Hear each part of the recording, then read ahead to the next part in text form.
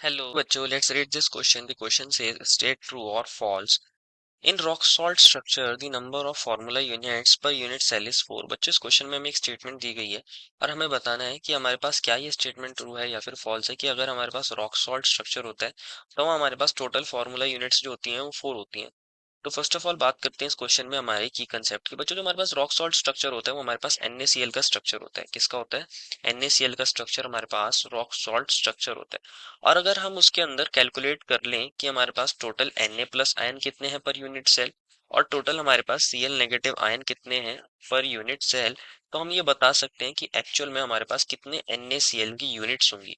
हम क्या बता पाएंगे कि हमारे पास टोटल कितनी NaCl की यूनिट्स होंगी और उन्हीं को हम क्या बोलते हैं? Formula units. Total NaCl units को ही क्या बोलेंगे? हमारे पास फॉर्मूला यूनिट। अगर हमें फॉर्मूला यूनिट निकालनी है तो हमें क्या चेक करना पड़ेगा? टोटल NaCl की कितनी यूनिट्स वहाँ पे फॉर्मूला की फॉर्म में प्रेजेंट है। तो यही हमारे पास क्या होता है? फॉर्मूला यूनिट होती है। अगर हमें निकालना है फॉर्मूला यूनिट तो हमें NaCl का स्ट्रक्चर भी पता होना चाहिए।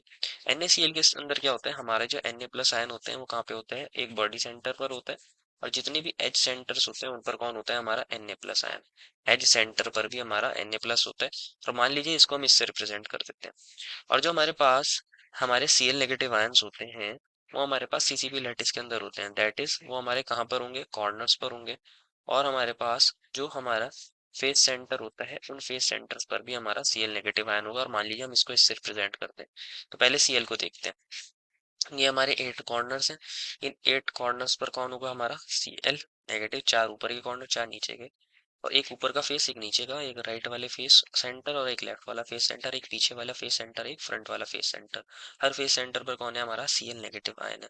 और जो हमारे पास Na प्लस थे वो कहाँ पे थे? एक बॉडी सेंटर पर था, एक यहाँ पे था, और हमारे पास एज सेंटर पर था। दैट इज इन वाली एजेस के और इन वाली एजेस के सेंटर पर। 4 एज ऊपर है, 4 ये वर्टिकल एजेस होती हैं, इन एज सेंटर्स पर Na प्लस है, और 4 ही एज हमारे पास नीचे होती हैं, ये वाली। तो टोटल 12 एजेस होती हैं और हर एज सेंटर पर Na प्लस है और एक हमारे बॉडी के सेंटर पर है।